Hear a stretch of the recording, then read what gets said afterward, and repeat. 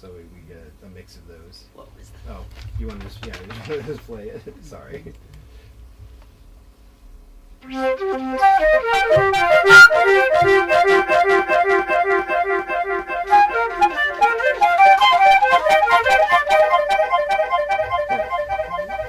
So only certain notes are coming out, and then if we advance maybe to 5, or let's advance to 6 where we get all of them.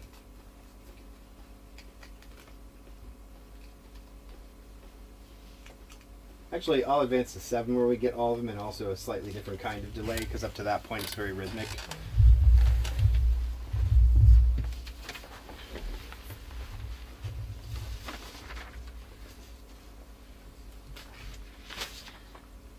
Is that crazy?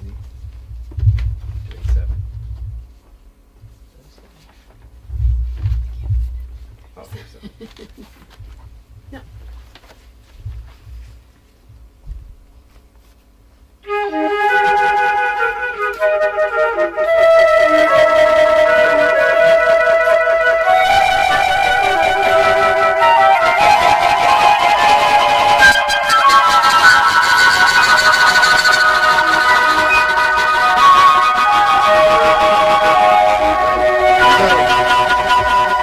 So you can hear each range has its own little bit of a trajectory going on. Yeah, all the speakers are on. The one just doesn't have a light. But this one is not. Are these the kind that come on automatically when you get signal? Ah, okay. Yeah. So, but anyway, maybe I have something messed up in the routing here. But in general, like, we would need more time to sound check a little bit to make it sound perfect. But the high register is a little hot compared to the low, which we were adjusting for yesterday. But all of those things take time, and to give the performer kind of some roadmap, letting them, not just verbally letting them know what's happening here, but also giving them some way to internalize it, which we did by just playing individual notes and repeatedly playing individual notes. So she had the opportunity to kind of create each one, I guess you could say. And knowing which notes to bring out to trigger the electronics, because they were separated into certain frequencies. Yeah. So, and another thing is with these kind of exercises. So I did create for another piece. She played. Let's see if I can go into my videos. Sync is on. Oh, that's right. This is YouTube. My videos. Yay. So stop it. What? Oh. Okay. That's interesting. It suddenly switched me to a different user. I was just gonna say a little bit about, and you, Joanna probably knows this too, is it's really fun to play with the electronics if you're a player of an instrument. It's like having an extension of your instrument, so you're not just limited to what your instrument can do. You suddenly have another tool that you can really explore and expand on.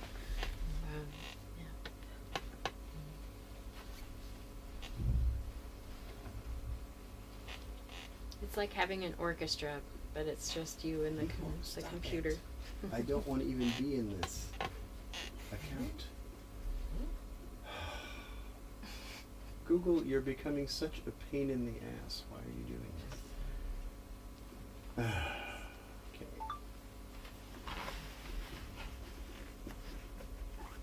Right now, nothing.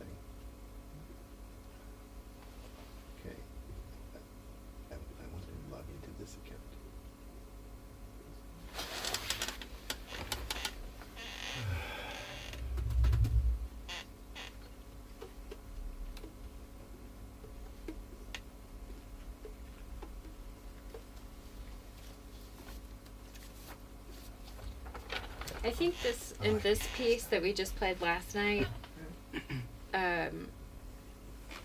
it was fun to play and hear and feedback on the things that were longer notes. Like there's a section in the middle where you're kind of building harmony. And in this piece, I didn't feel like I had quite as much control as I did in the piece that we played. We played it in 2009 here. I'm sure none of you were here for that.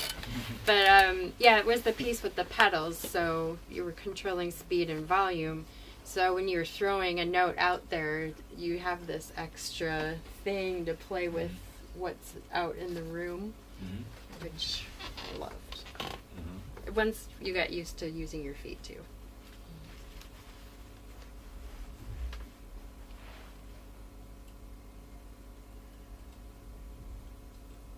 I'm looking for both versions of this. Oh, there's the Disco Polo Opera. No?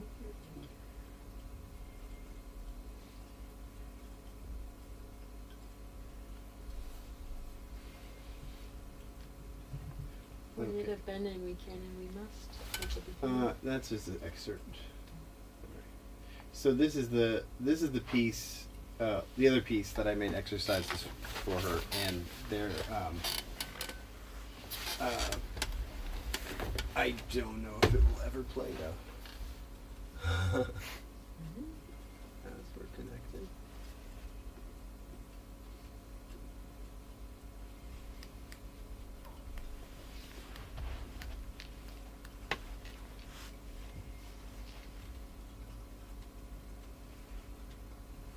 Does anyone have any questions about performing a piece with electronics?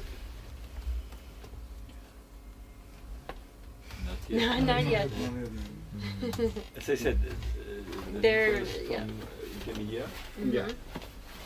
and the gentleman is from jazz. Well, I'll just tell you what I was going to tell you about this, though. So she performed this first flute piece, a different flute piece, in 2009, or actually, like, I wrote it in 2007, I guess. So she was playing it throughout that, and then we played it Audio Art in 2008, actually. And then for many years we didn't play it, and then when I started doing my research again, I asked her if she would like to remount it, and so she did, but this time I gave her these exercises to do, and I said I wanted to do the exercises first before she... Or actually, no. We played it through once without the exercises, and just kind of redid it. And then I had her do these exercises, similar to the ones I just showed you, but like more geared towards this specific kind of playing. And, well, tell them about your reaction to what happened before and after you did these exercises. Before I did the exercises, I was mostly just reading the parts because there was a flute part and then a part for each foot, and just like trying to make that all work. Kind of without, I mean, I knew something happened, but I wasn't sure exactly what was happening. So when we did the exercises, it was finding that point, the bare minimum point where the sound is manipulated and what happens physically at a certain point with your body that is controlling the sound. So I felt like after I did the exercises, I was more aware of the subtleties of how the sound was being changed. Yeah. Yeah, because I think in this very case, when you play the instrument, just pure acoustic, you are following your part, no matter whether you are following the score or you are even improvising, that you have the control over this. When you have this ambient, this environment going on with you, even you are synchronized with this, that's another story. Always another story. Yeah. It's like you are going to the space, and then you have to learn, in fact, all the time how to deal with this. So because there are different processing with the delay, this is always after your sound. So it's like a tail, Mm-hmm. a little bit shorter, longer, and overlapped. But then when we have a processing, like harmonic processing, with the harmonizer, with the granular synthesis, all those things, that's a little bit different. Mm-hmm. Okay. So this is what the score kind of looks like, and there's an explanation. It's very simple. I tried to make the this is the max patch, and that's kind of different parts of the score look like this. Notes on different sections, and so as she's playing, she's at this point, turning pedal 2, which is the volume of a particular effect, and then pedal 1, which is the speed of this kind of scintillating beeping up and down, and it turns it back up and down. But so what you were saying was that were telling me was how you kind of it was sort of like when we first played it again, she was remembering her muscle memory. But then, after I gave her these exercises, and we played certain passages over and over and over again, she started to realize there was many different ways you could play each phrase, and she had a lot of control over the virtuosity of it. It was actually there was many different ways for different avenues for expressivity or personal expressivity, and that's again not there's some dynamics in here and things like that, but I don't give a ton of instructions because I want the performer to be listening to the bigger instrument, which is the electronics, and recognizing what it is that they're contributing to that trajectory, because because I just think it allows, we still play Bach today because, well, one, it's brilliant music, but like we also, another thing about it is like he just wrote notes. He didn't really write expression. There weren't dynamics, there weren't crescendos and decrescendos. He was just writing the notes, and then you would play it in the style that was popular at the time, and then years later, when that style wasn't popular anymore, people were playing it in a slightly different way, but they had this freedom. The music had enough richness, and it had enough freedom that you could change expression, and I'm just like, well, if Bach's music can be like that, and live forever, why can't electronic music be like that? And maybe someone else down the road interpret it completely differently, because it was sort of so giving her these exercises created all these different ways to express, but also made it so all that muscle memory was kind of like ruined, like it's kind of like if you played an instrument and you went and did a workshop with like a great teacher, and they just ripped apart your technique, and you go home and you're like, I can't play the piano anymore.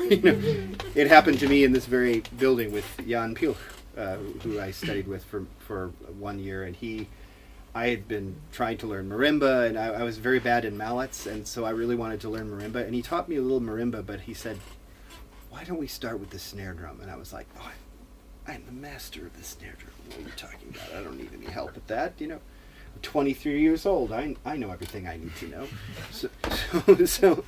So he just took me and just tore apart my snare drum technique, and by the end of like the first month, I was like, I don't think I know how to play this instrument anymore. And then by the end of the month after that, I was like, oh my God, wow, he's right. This is perfect, So I kind of felt what you were explaining to me felt like that sense of like the way I felt when Jan Pilch tore apart my technique. But then there was this much at the end. I felt like there was this much more expressive performance that was possible, and she started to recognize the possibilities for expressiveness. So, and it's the same thing with this Kinect camera instrument that I hope to kind of demonstrate if I have time. Probably not. Is it 3? 3:09. Mm-hmm. So I'm past my time, but I can if you want set it up and you can play around with it. But this instrument too, I did the same thing where I just like tried to get create some exercises where they just, you know, found, okay, here's how far away I can go from my body before the sound starts. And then I go back and, okay, here's the boundary. And then just going up and down very gradually, very slowly, doing this over and over again several times, trying to create completely fluid kind of crescendos and decrescendos with no big jumps, because that kind of develops a patterning in your body. And they felt like, and at first I just gave them the thing and said play with it, and then I asked them some questions after that, and they did a short performance, and they were like, okay, I think I've got this mastered, right? And then I gave them the exercises, and afterwards they were like, we felt like, you know, suddenly they came back and they did a completely different kind of performance, and they just felt like, not only do I feel like I am expressing more things now than I was able to before, or making connections, or able to more subtly mix things, you know, in a way, but I'm also able to, I can also see how if I kept practicing, there's things I still can't do that I'd like to do, and they suddenly saw the path for this, you know. And I don't think this is exclusive, really, right, to musical instruments or interactive musical instruments. I think this can also have something to do with, you know, if you're doing things that are reactive to video. So by identifying the modes of interaction, right, in any kind of interactive device, you know, you can say, okay, there's that mode of interaction. Here's what we want to ultimately happen with this mode of interaction.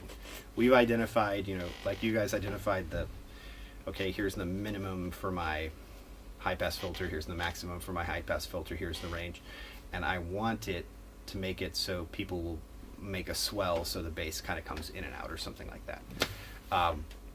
But we want it to react in a very specific way. You might need to, you know, scale the data a little bit, you know. You might need to add some power function so it reacts in the exact right way. So someone who doesn't have like a series of training exercises can just come up and use it. So if you're making an interactive installation, it's not about just like, can I come up and make it work? You have to ask your friend, okay, try to make this work, you know, and then sit and watch. And if they're fumbling, then maybe you need to do something that builds something into the design that tells them, okay, this is what I'm actually supposed to do, you know.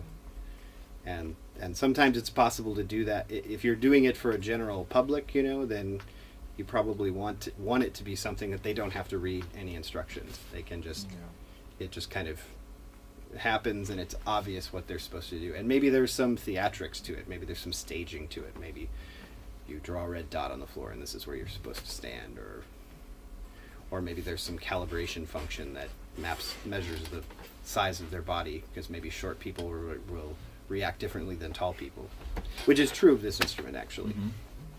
It's very prejudiced against short people because it's designed for me. So I'm something I have to work on, you know. But do you want to just at least see some of the mechanics of this? I'm sorry, I'm going over time.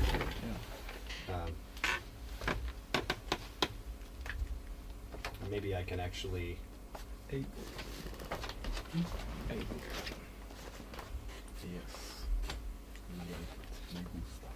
Oh. Zrzucamy się na Ableton.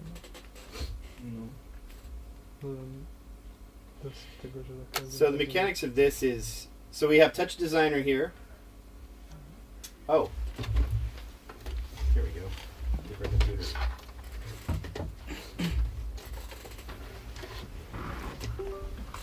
I know I should be finished. Yes. But they want me to show. I just stay here in front of the waiting when your head turn here, and then I come and you ask me, and I'm done. But they requested I just show just this one thing in Touch Designer. But oh no. Should come. There we go. Yeah, I just need to adjust. So, like, here's the object that gets the connect data, and it's sending everything. And we have to do some math here, because in this case we want the body to always be we don't want it to rely on absolute positions. We want to rely on, we want the body to be able to move where it wants to move. Really, okay. So we're measuring the position of the left shoulder or the right shoulder, the joint, and then taking the joint x coordinate and measuring against the palm or the hand x coordinate. So this way, I think. And then I think this is Z. We're taking the shoulder Z coordinate, measuring it against this. And that way, by subtracting this from this, we're getting a number from 0 until 1. We have to scale it, of course, do some scaling. But but ultimately, we're looking for a number between 0 and 1. And then that is just really using, wrong computer, sorry. I can't have two computers in front of me. I always do that. We're just then sending. First of all, it's controlling video by just adjusting the opacity of. It switches between different videos depending on, and it's actually MIDI controls from Ableton that tell it which video to play. So I have a video channel that's just MIDI. And sending MIDI notes to say, okay, advance to this next video. And then also then it's measuring just the opacity of that video here in this level, and then mixing it all in this comp, and then sending it up here to the output. But then also the TD Ableton device. Has anybody ever used TD Ableton? Stop.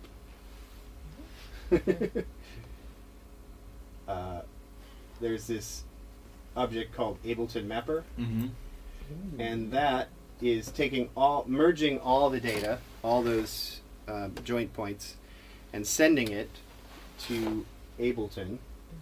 And you have to do this. You actually you do everything from Touch Designer. You have to have Ableton loaded, but then you tell Touch Designer what version of Ableton you have, and you just pull in this thing called TDA package, I think it's called, and it will, within the information for that object, it loads the right. You just tell it what version of Ableton you have, and it loads all the right.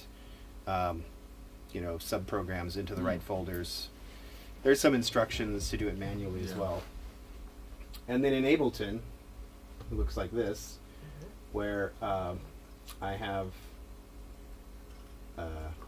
one channel for control, and this basically makes it so each one of those joints is controlling the volume for 8 tracks. And you can see I have TDA Mapper 1 and 2 for this piece because I have 8 channels of audio, but then I also have 8 channels of MIDI because later we switched to MIDI. So I actually had to create 2 separate channels for each. And then also there's some functions in Touch Designer which just measure if I'm getting data or not. And if I'm not getting any data, that means the body's out of the camera shot.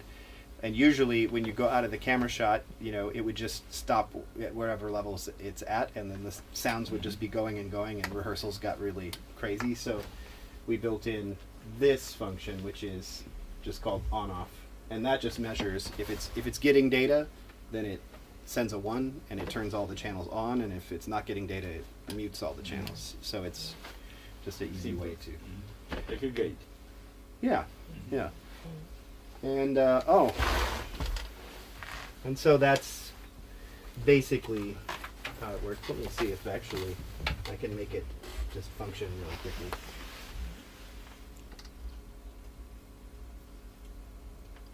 So here is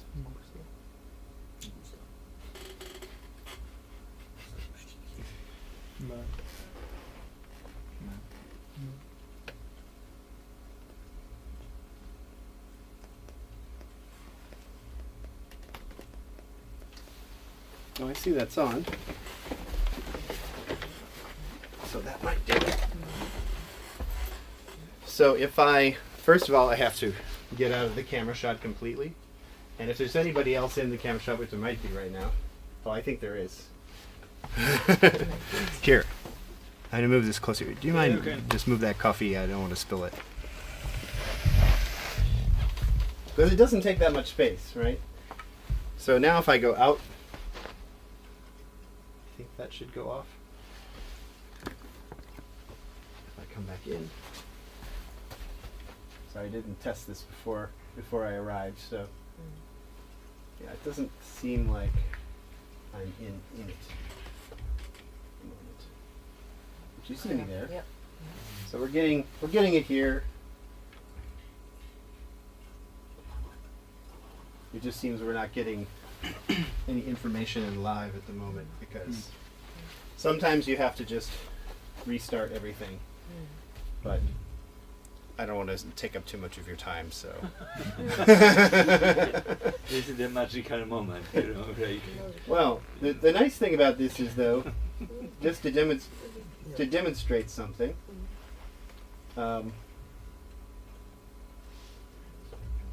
Other than demonstrating how slow is my computer. Long explanation, yeah.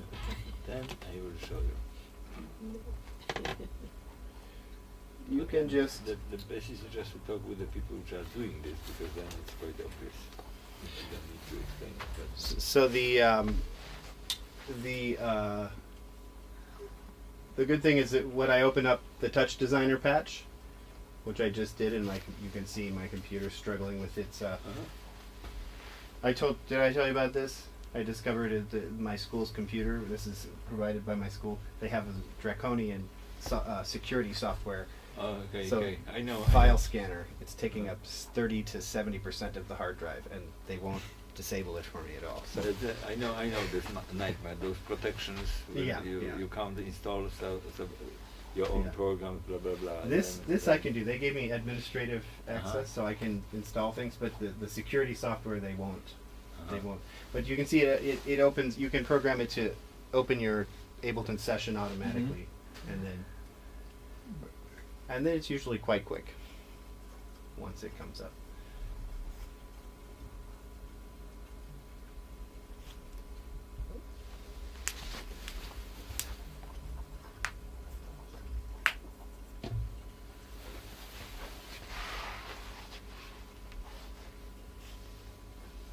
I also disabled all the audio drivers except for Mo2 for the performance because of the security software. So, so I'm just showing them most of the connection. Always some tweaks, some extra.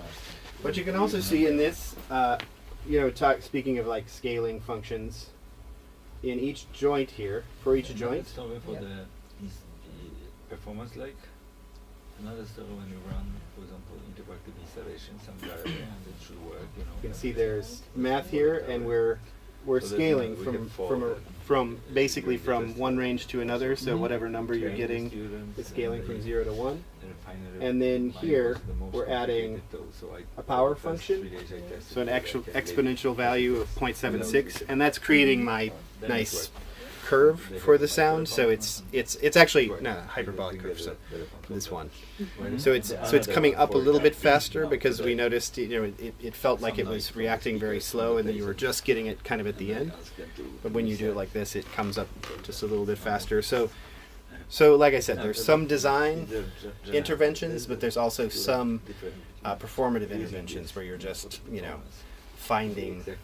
You have to always be doing this with your body, and that's why it's very hard to do by yourself too. It's much easier to do collaboratively, but it's hard to do collaboratively with somebody who doesn't understand the process, because then they're lost or you're lost, and you're not kind of speaking or feeling the same thing. So it's creating collaborations where you have two people who really both understand and feel the same things. Then you can very quickly communicate, like, oh, it feels like it's reacting too slow. Like here it's not enough, and here it's too much. So like I said, sometimes you're like, well, how can we make it easier to feel what we want? This is what we want, but how do we make it easier to feel it? Or this isn't what we want yet. And you know what I mean? And the only one that knows the right answer is like inside your body. It's, And it's 16 Geiger meters measuring. and make the sound from very little. It is everywhere, but it's very little. So it's like a special message that we are in the safe mode, but even that you can hear it. It's present. The first installation. Then my installation with my friend, the construction of the installation we made in 1890. So just for some reason today nothing's working, but you know, it happens sometimes. Yeah. Probably. Oh wait, did something happen? For kids, for No. many channels and so on. But eventually, these control channels would be either solo or two people. You would see those knobs coming up and down, and they're mapped into the different tracks. I'm not sure. Maybe it's too close. But I don't think so. I think it's just tired. It's like we already did the performance. So, but anyway, any questions about? I would have loved to have demonstrated that for you, but it's the nature of things right now. 20. Yes. We'll do that. Any questions about any of what we talked about? You can follow the performances either on the website of the festival. Also, in a short moment, there will be recording from the because now we have trailer, but it's similar. Yeah, and if I could play it, I actually have it up on here, but it seems that internet doesn't want to play YouTube at the moment. It's strange because I can see the preview, but just not quite there. What for hell is going on? I'm on AM. Anyway. Well, it's coming. It's so I think that's okay. Yeah. I think that you are very welcome. This is 3:30. The concert by Piotr Peshat and Alexander Hnuk is starting at 6 o'clock here. Super material, really. They did it. They were on the way to play Karkowski Disposition, the older project which they opened in Theatre Catero, but then we managed that. I mean, just on new stuff, and they did it. So that's the first performance of mass of sounds, really. But not really noisy. There are some other concepts of mass. And then at 8 o'clock we have Reinhold Friedl at Hevre, followed by Wojtek Błażejczyk. So Friedl plays also one of his famous pieces. There's a piece for piano, but he's making the material from his piano performance, and he distributed them live in 8-channel space. You were here on his show. Then the music of strings by Wojtek Błażejczyk from Warsaw. He's coming with the tons of different string instruments, objects, and he will play on them. The second one, and then Izabela Dłużyk is a quite special blind artist collecting field recordings, mainly birds, and she will make so-called night landscape with her speeches, presentations. That will be the last one, around 10 o'clock at Hevre. So those are the story. Thank you very much, Ryan. That was really important to get in touch with those elements, because this is the story. You know what is quite. This is what I had on my computer though. You can get on the. You can make it on full screen. Yeah. I should be able to, but there we go. Okay. So this is nice when we are getting the lectures afterwards. Yeah. And most of them are before, but I like it in fact. But when you open the machinery, which I said, then we see what was really inside to make it happen like this. And then in fact, Reinhold was explaining the piece he counted during his lecture, because when he was talking about those sine waves, that was the plan, that he will play today the sine wave piece. And he's not playing this, so he was showing this on the lecture. Can you imagine? This strategy. And then during this I came to him and I said, well, the first concert will be over 6:45. What about going fast to have Ray playing this piece? And then another show at 8. And he was shocked, he was shocked and then said, well, I didn't take material. I think there was not because he had that. But I'm rather interested. Because I love this piece with the singers, so that was my third choice. Several months ago. I think I saw that, and I saw that in the description. The sine wave oscillator. That was this 8 oscillator, lasting 60 minutes, very long title.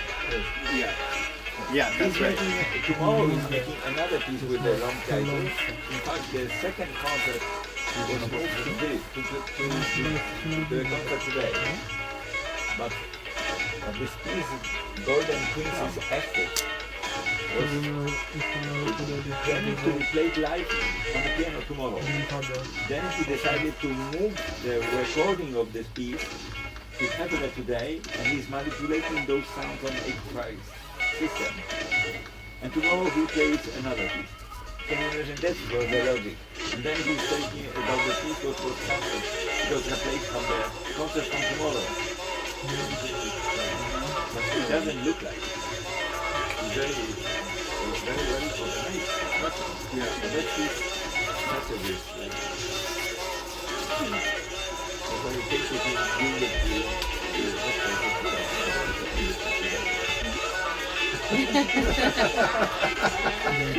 Yeah, if you asked me even if you asked me to play this piece today, I would give you the same look. According to Jeffries, you understand that those programs finally like this. He doesn't want to change. Maybe, I don't know. I'm free of this kind of thing, but it is like another hard guy. You know, his famous ensemble, Kinesthesia. Kinesthesia is one of the classical European music ensembles. He's Indian. Thank you for the lecture. With all my technical problems. Nie, bo was podziwiam, że tak długo z nami jesteście, naprawdę. To bardzo miło, super. A potem moim wstępie nie. Ojciec Wirgin. I wonder if my connected. Ale tak, no ja mam planszę przejść do tego Hebra na pewno, no zdążę tutaj jeszcze wrócić. No ale jak trzeba mówić, jutro jest after party o 20 do 15. Yeah, after party audio. Miał być o 23, ale nas wyrzucają w drugiej. Jutro będzie, right? After party? Ludzi się zgłosiło dużo do grania, rozumiecie? Ciągniamy ich i jest jak... Właśnie, mnie pan nie zaprosił. A wiesz co, nie wiem, ale dlaczego? Wydałem ci płytę? No właśnie, bo ja to opowieść, dałem paluszek i teraz... What did you ignore? Look at this. A będę grać z Atenem z jakimś typem ze Słowacji, który gra na fujarce. I grał w ogóle z takim... No, I don't believe it.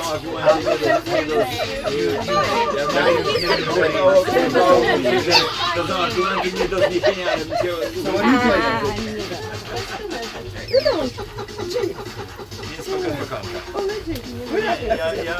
jeszcze jestem wyczulony na pewne skutki. That might be a mistake. I wiesz jak dobrze dobrze się dobrze umówić z tym klubem.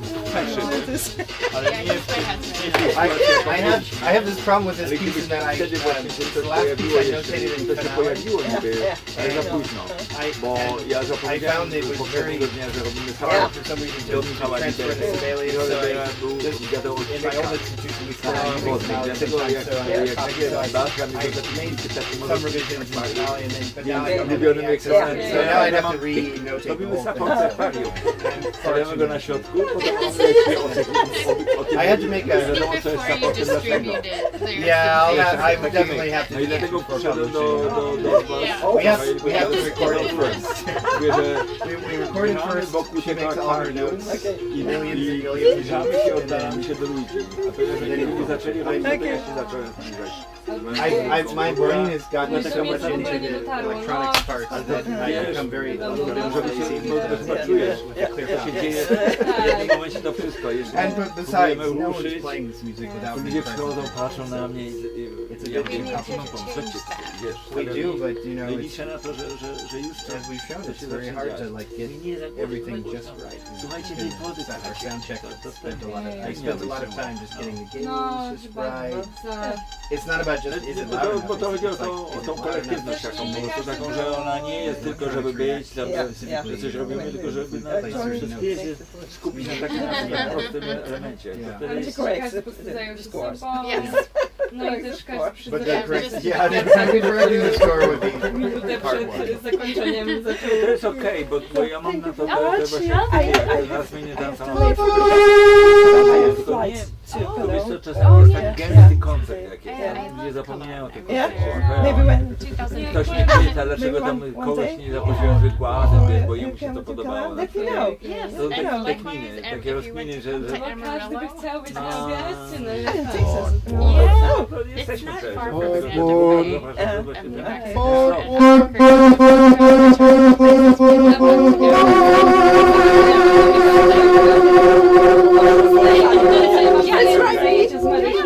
Albo w najgorszym wypadku 10 minuta i za duży. Myślę, że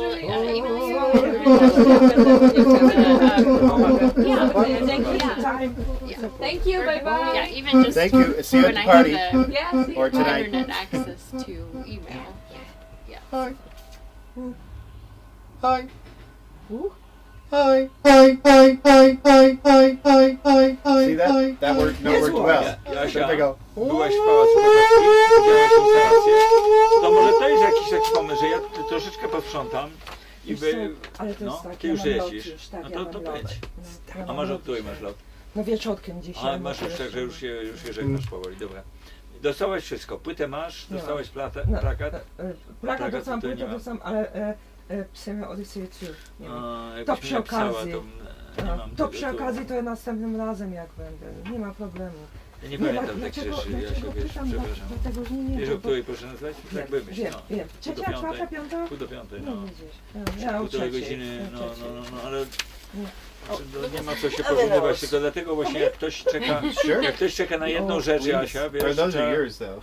Yeah. jakbyś mi to napisała gdzieś, to ja bym przyjechał. You can- Oh, it's yeah, so for space.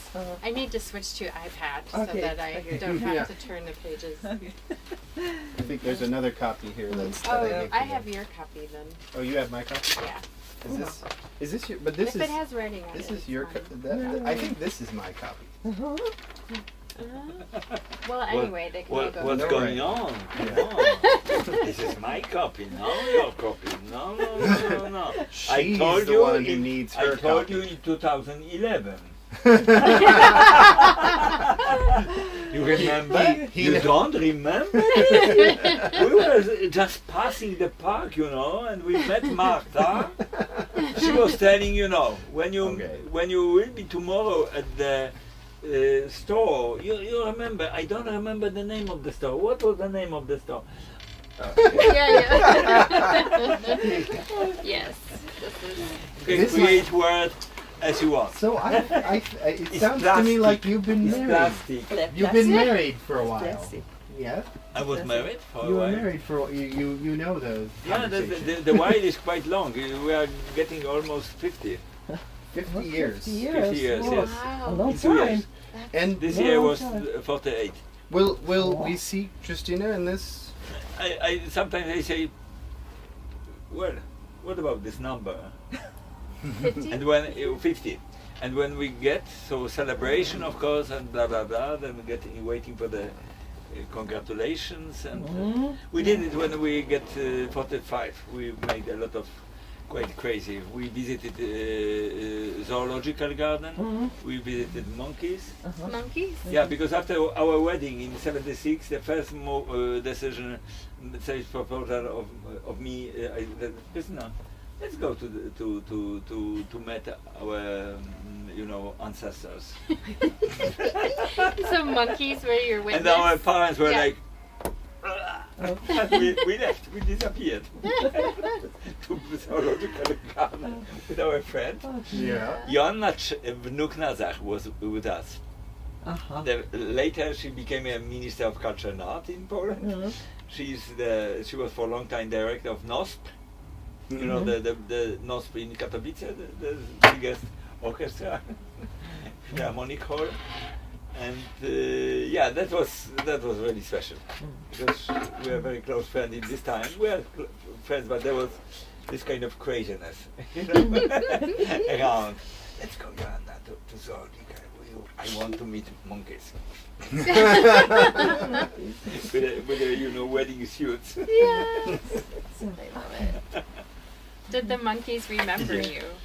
You know. Idę, trzeba kiedyś wrócić. Super było. Super, super. Wiesz, za co ci powinienem szczególnie dziękować? Za co? Mogę nawet dźwiękować. Dźwiękować. Ja myślę, że mogę nawet to powiedzieć po angielsku. I'm very happy and there's one special bonus, very special bonus of the concert of Joanna. It was a really great audience and so on. But there was one person, our former rector of our he came and he has to wait The principal. quite long The ex-principal. because he came for her concert. Yeah.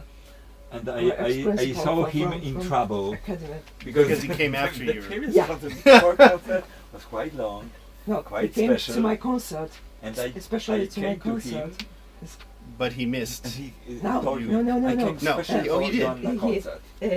He doesn't And visit the other concert concerts, and he's just explaining normally, this. but he as a came runner of the yesterday evening, festival. Yeah. This is a especially compliment, I don't for think me so. to my concert. Yeah. The Like making Are the you like excuse, surprised? you know, I Yeah.